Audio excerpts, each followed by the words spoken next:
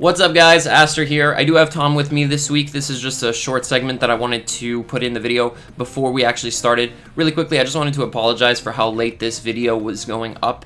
It's going up on Sunday, obviously, in the afternoon. It's supposed to be up on Friday, usually, every week. I had some complications. CJ, who, by the way, shout-outs to CJ, who's been getting us our graphics.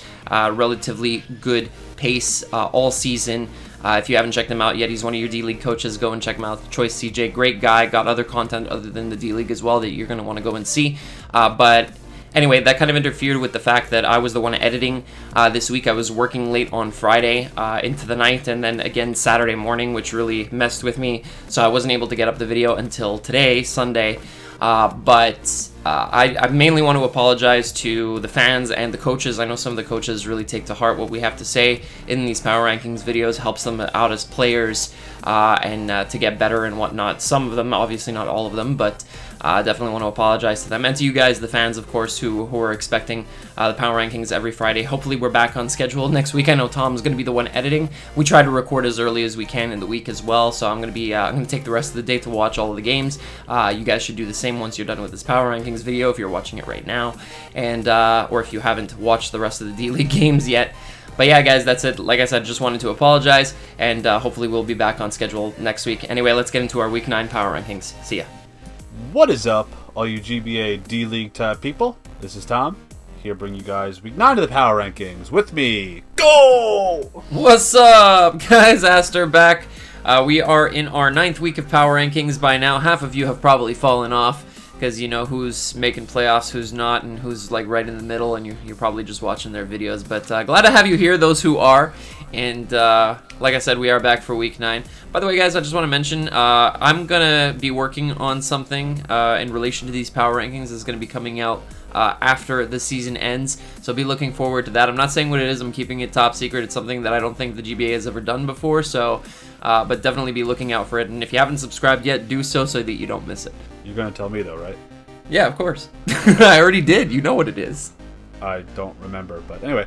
Speaking of playoffs, I'm going to do the segment I did last week, where we have who's clinched and who's been eliminated. We do have a few more additions this week.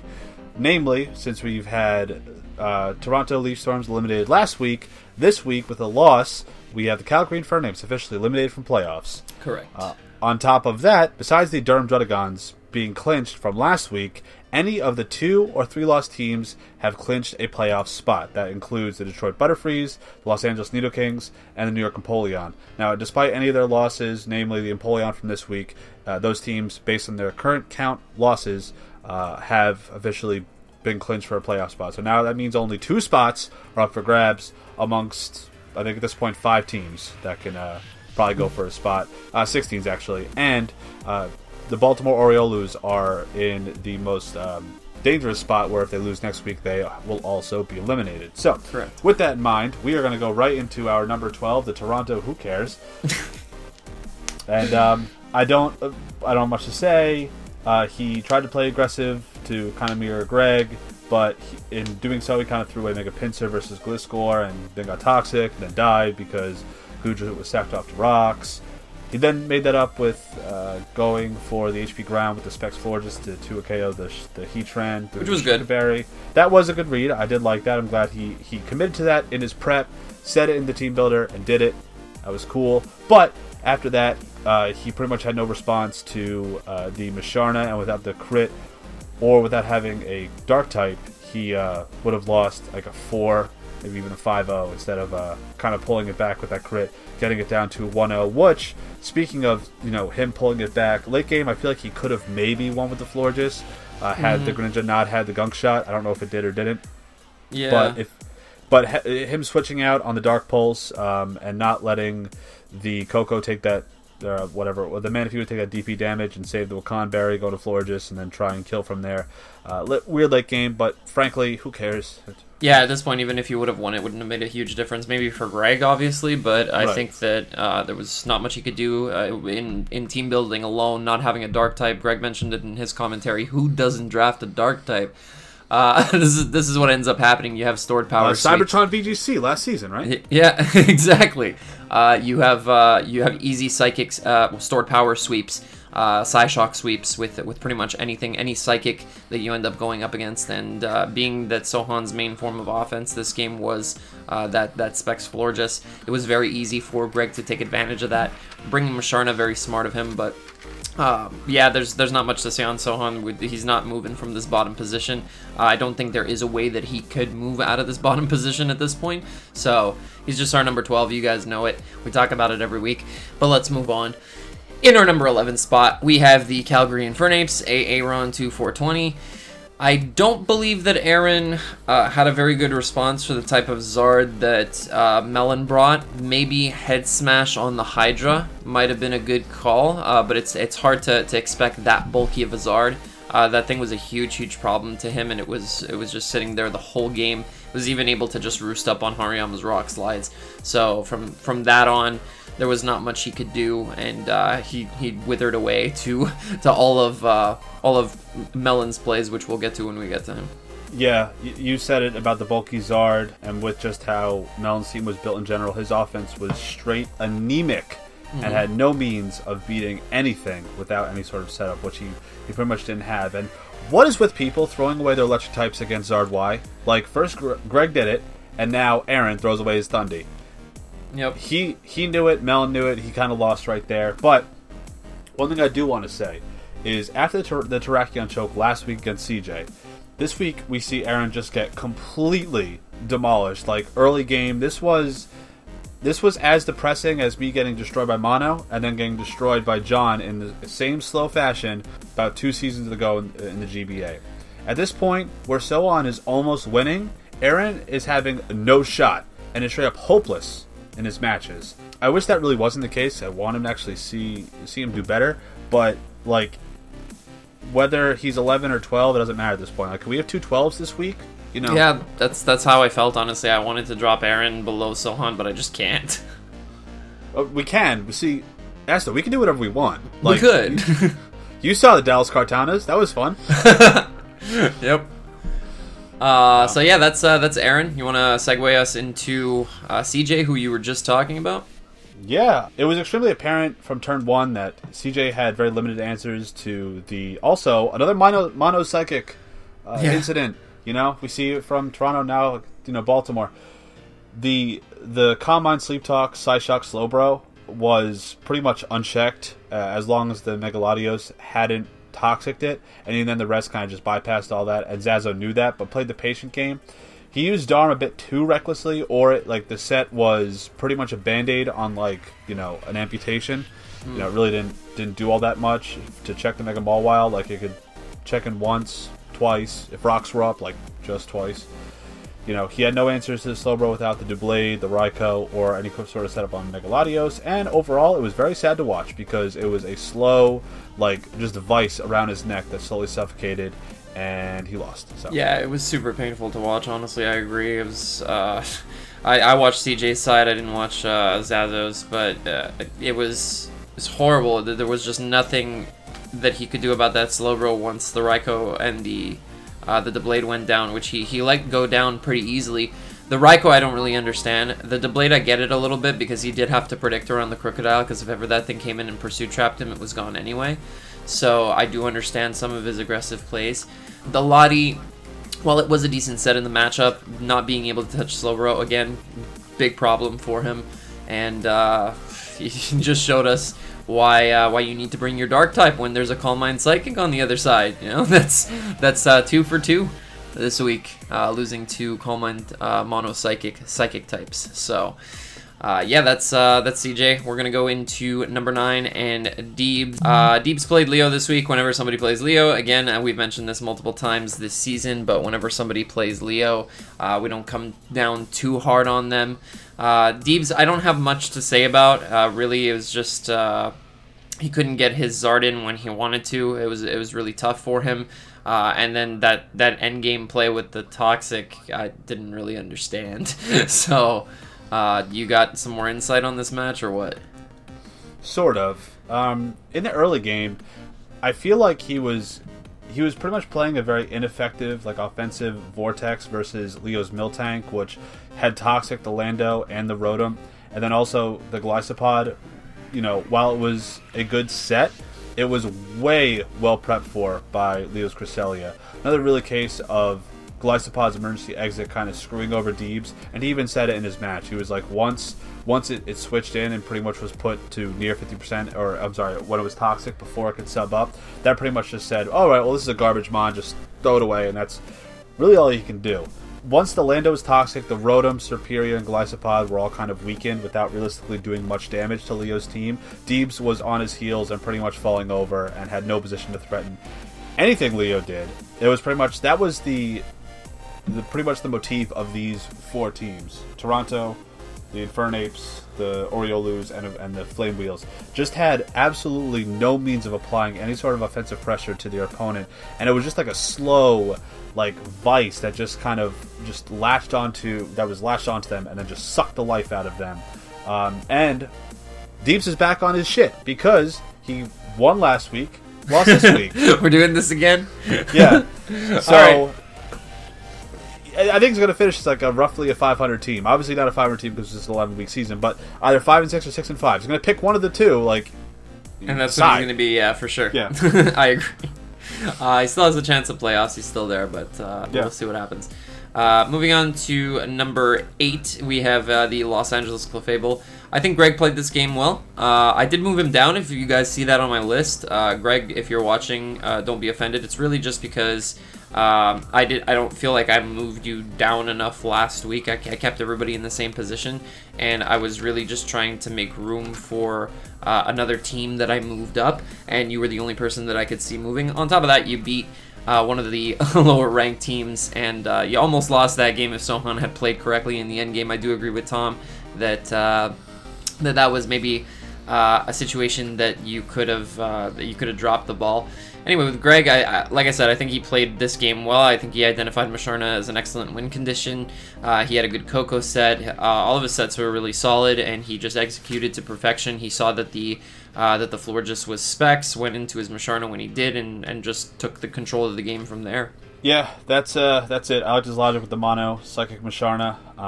It pressures on Steam without Dark type, and without the crit, he would have won with like a 4-0, not a 1-0. Yeah. And I like when he plays like that, where he has that set mindset, before he even goes into the game. But this win also keeps him in the playoff race. Wow, that may actually be the shortest we've ever talked about a team in all these weeks of playoffs. Oh, for sure. Of the power rankings. Yeah.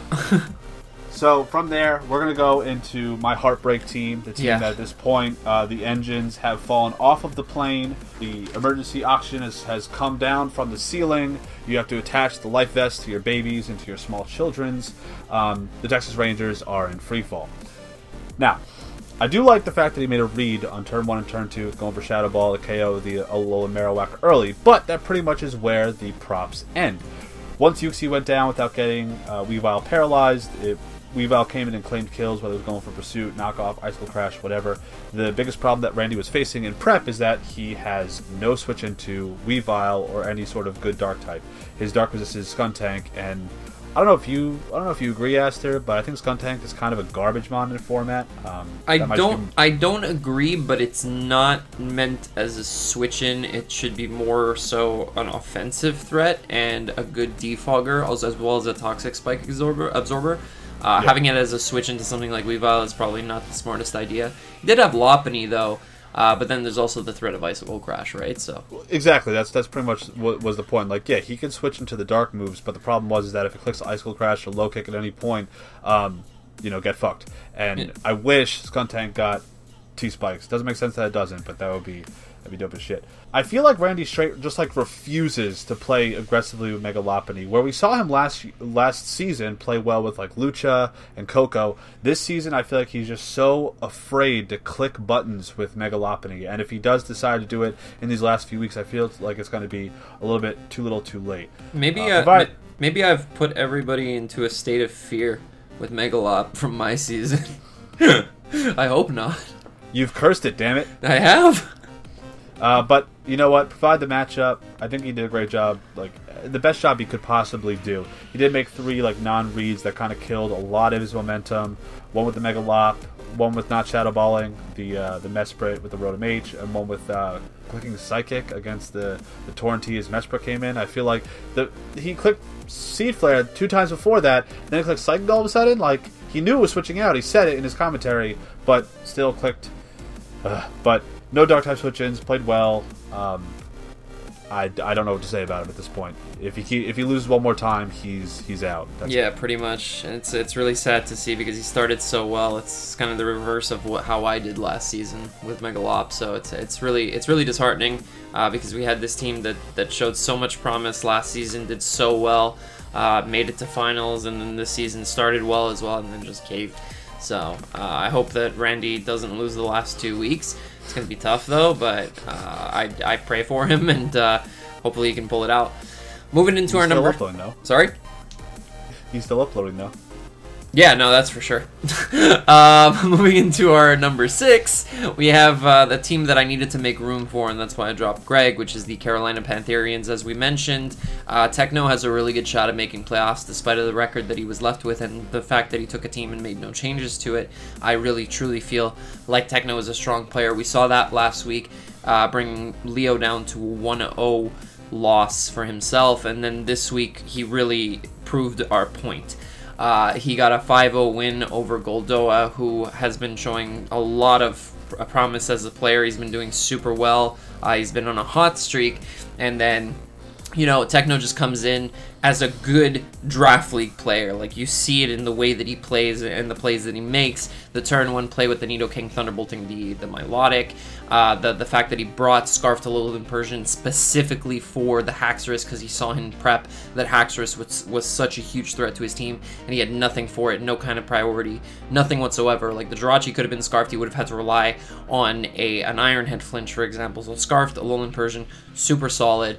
I noticed it right away when he was keeping it for the late game, and then even more so when it switched and it took as much damage as it did from the Earthquake. I knew that it wasn't Fur Coat, so it had to be Technician. Screams Scarf right there. So I think he did a super good job of really pacing the game the way that he wanted to, applied pressure early on, and made sure that whatever he needed to be alive stayed alive. Big 5-0 win over a team that we have pretty high up. He actually did have Fur Coat. It's just the Mold Breaker got rid of Fur Coat. Oh, that's right. Yes. Thank you for pointing that out. You're welcome. You have pointed out things on my behalf many, many times, so gotcha. Yeah. So, a lot of what you said I agree with. His preparation was really, really solid. Scarf Persian. I liked even the Protect Whirlpool Parasong Azumarill. Absolutely. You know, it trapped the Melodic, had it just been a one-on-one. And with Mega Venusaur, if it didn't have Sludge Bomb for whatever reason, that would have also, you know, just been trapped and destroyed by that Azumarill. 2 things I really enjoyed seeing, and they worked, which is something you also like seeing in any draft league where you come across some very strange preparation that when it works, like the techs work, you like seeing it.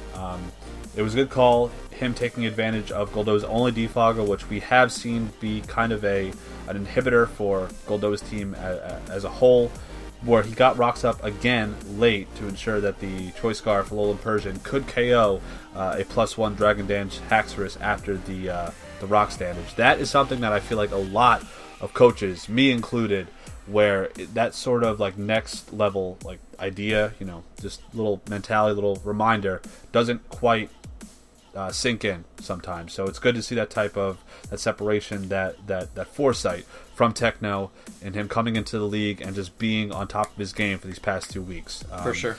Well played, well prepared. Despite the flinches from, you know, Flinch Master Supreme Jirachi, very clearly explained and played. And, you know, when we get to Goldoa, I'll explain why the flinches really didn't matter, as Goldoa kind of pointed out in his video, which I truly appreciate how he talked about the end game in his video. So good job, Techno. I hope that he actually does make playoffs with how he's playing. Next up, we have the Exeter Chief Electivires, who I am not going to tear a new one this week because he played really well and was very impressive and did make a lot of changes that I genuinely appreciated. The Toxic Megazard Y is becoming his special, same way that Leo has the Sucker Punch Nidos as his special, and you know, anyone else pretty much. Toxic Darm from CJ. Yeah, it's becoming like the thing from Melantosh. But to mention what he talked about in the beginning of his video, I generally appreciate the steps that he's taking to improve his timer issues on Wi-Fi. Like I said, I did comment on his video, and I feel like I don't like coming down on him. I just feel like for someone who is in a position like he is with the playoffs, with the way that he's winning, the way that he's losing, it's fixable. But just like fix it. So I don't want to insult him. And last week he pointed out in his video that I made an assumption about his play or his prep, but that he didn't know what his mons did. Right. That was just like I want to believe that he's good enough for playoffs, but he just needs to clean up the shitty stuff. That's pretty much it. But the bottom line is that him spreading around the toxics with the Czar and the Mew and the roosting to avoid the rock slide KO from the Hariyama, the preserving differential, and even slowing down his plays, all good steps in a forward direction. No more going backwards. Forward. Yeah, no, he did a great job. Honestly, I was super impressed by that as well. I like Melon as a person because he watches us and he takes to heart what we say, and he knows that we don't mean harm by it, but we're trying to have him improve. And he really showed that, like, constantly during the game. He was like, "How many seconds do I have?" And it was repetitive. I hope that it's not a one-time thing, and that it reoccurs later in the season. But I think that it's happened enough to where he's going to be conscious of it. I think it really just took him some time getting used to Wi-Fi because he was not a Wi-Fi player until now. So now he has that that click that goes on in his head to check the timer whenever he's doing a calc or whenever he has something complicated to look up. So that was really good on his part. I loved his sets. All of his sets were super strong. He identified that Mew was going to be a great Mega Kang check, that Zard Y was able to completely hard wall all of Aaron's special attackers, essentially, and even deal with the Hariyama to some extent. I don't like the fact that he stayed in twice on the Hariyama because of how Aaron could have clicked close combat on one of the roosts, and that would have really hurt. So that was a little bit shaky. Other than that, I think he played a great game. He set it up for Pillasoin to finish it off in the end game. So good job for him, and hope to see this from here till the end of the season. And if he brings that in with him into playoffs, then he's going to be a strong team, because we said it at the beginning of the season, he has one of the strongest drafts, and he's showing why. So very good job, dude. I really am impressed this week. All right, moving into my number 4, your number 3. I dropped Goldoa a little bit harder than you did this week, mostly because I didn't want to move Danza because I didn't feel like he deserved to move necessarily, and I wanted to put Zazo up at number 2 because I hadn't had him higher than Danza, and I felt like he deserved it. So that's just the explanation as to why. Now, Goldoa did a lot of things not wrong this week, but I just feel like he made some plays that could have gone differently for him. He could have made different plays, especially bringing in Bisharp when he did on Jirachi before identifying the full set. But he immediately, this is what I like about him, he immediately told himself, you need to calm down, slow down, and he almost brought it back. And he could have potentially brought it back. If the Haxorus had the correct amount of investment to take a foul play from a Scarf Persian, for example, after rocks, he could have swept through completely. So that would have definitely been interesting to see if he would have played it out that way. Other than that, his building is still relatively solid. He's still bringing good sets, and I can't knock him too hard. This was a decently tough opponent to go up against, I want to say, even though you guys are not necessarily fully familiar with Techno yet. We are, and we know how strong of a player he is. So he's going to be tough for anybody to go up against. So I don't blame Goldoa too much on this one. I just dropped him down 2 spots, like I said, because I wanted to bring Zazo up. What do you think? See, you mentioned, and I'll talk about it at the end of this, like, you dropped Goldoa below Danza because of Goldoa's endgame, where he talked so positively, so optimistically about, how the game still would have ended, despite the flinches. That's why I'm keeping him ahead of Danza.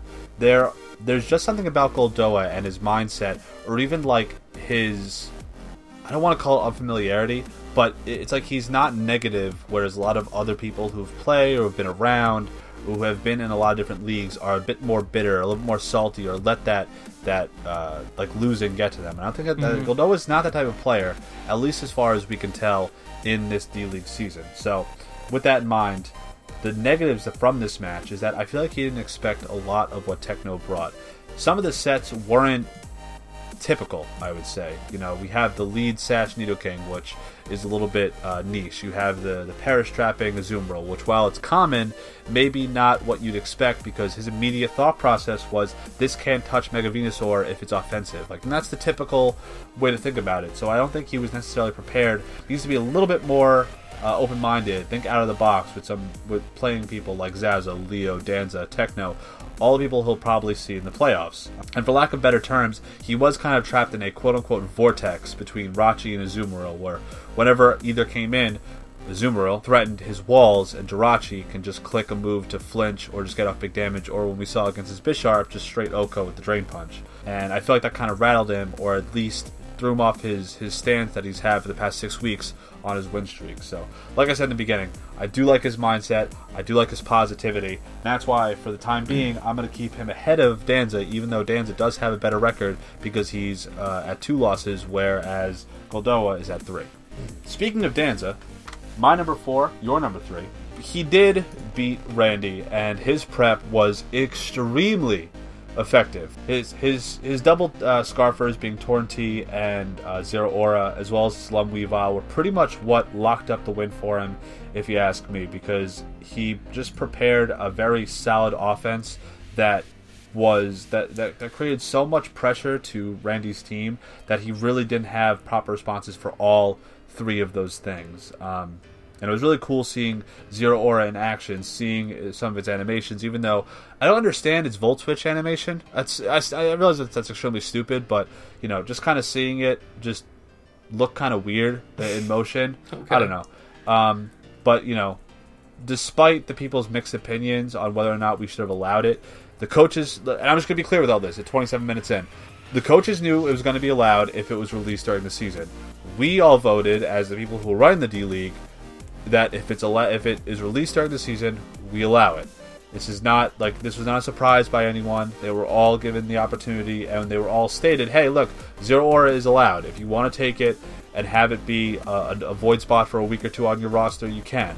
Danza took that chance, and this week it paid out for him. So just for anyone who's a little bit salty about it, also, not to mention, we want to see it in action, because I don't know if you guys realize this, but Aster or I don't know if we want to put it in Tier 2 or Tier 1 for the main league. So I'd rather see it in action for a few weeks than speculate based on how it's used on the ladder, which really doesn't kind of translate all that well over to league in certain cases. Yeah, for sure. Zero Aura has a really diverse move pool, and it's got really good coverage, which is why I'm inclined to say that it'll probably end up in Tier 1, mainly because of its speed. And this is what we saw this week, was that Zero Aura was able to outspeed one of the most threatening mons that we know of in Draft League format because of its speed, Megalopony, and just completely shut it down because of its access to close combat. So that's a good point. So I think that but it was scarfed. What was? Zero Aura was scarfed. I just said that. Yeah, no, I understand, but even without that, it can still outspeed Megalopony. So that's a big deal for me, is that Zero Aura probably made a big difference in this match, which is why I didn't move Danza either. Because getting access to that thing against a team like Randy's, who has not a lot for it, honestly, coupled with the fact that Weavile is such a big threat in general, that's why I didn't decide to move Danza. Despite that, I think that he did really well. He did yet another live comm, and I think that he did a little live comm. Yeah, I think that he did a little bit better on this one, though. I think that he was a little more calm. I liked all of his thought processes, the way that he the switches that he made, the plays that he made when he did. So I was really impressed. It wasn't a huge win. It was a 2-0 win, but against a team like Randy's, who does have some potent offense regardless, I think that that's good enough. And Danza definitely showed us a good week 1 for Zero Aura, and I'm going to be excited to see it in playoffs when he gets there. The only thing I want to say about the goddamn live comm is that if you're going to do an hour and 10 minute live comm, don't and do what Randy did and do a post-com, because I like post-coms. All right, up to you. I mean, I like a little bit of both. It's nice to have to see both sides for each coach. I would like each coach to do like 7 post-coms in the season and then like 4 live comms. That would be perfect. That's because you do live comms.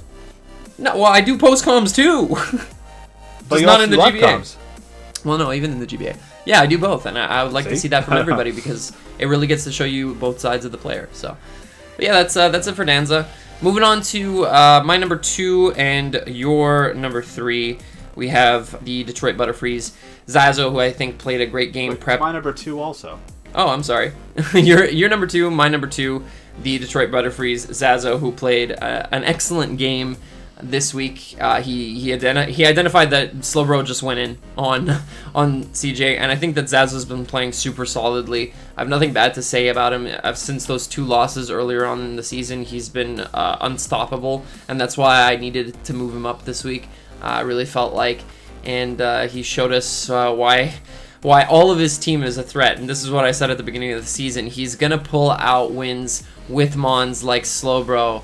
Like any of his defensive mons, even Ferrothorn, he can pull off wins with if he wants to. Like he can do whatever he wants with whichever mon. Nothing is set into a specific role on his team as much as it looks that way. And I think he really proved that with Bro this week. Mono Psyshock Slowbro! And playing patiently! And really simple wins! And porn star nicknames! Good job, Zazo. Was that it? What? Yeah, I wasn't committing into the yelling when I first opened my mouth, and then I had to like reassess. Okay, gotcha. But yeah, I don't have much to say about Zazo. Number 1, we have Leo. I also don't have much to say about Leo. Of course not. He played aggressive with the Zydog, which I actually really liked against the Rotom, because I feel like that kind of took a lot of the hope away from Deebs. And it pretty much applied a lot of offensive pressure to Deebs' team, because Zydog is, I mean, it pretty much was checked by only Superior. Once he clicked the Bandage Zone Edge to like over 50%, I think Deebs kind of went, oh, fuck. And this was one of the best like offensively synergistic games that Leo's had all season, because it showed that that Magearna plus Zydog plus Mega Medicham, all in tandem, worked really well and effectively pressured Deebs from beginning to end. I was genuinely impressed and entertained the whole game. So, good jobs, Leo, and stay winning, I guess. Yeah, no, just honestly solid again. Nothing much to say there. Zygarde did a good job of constantly applying pressure.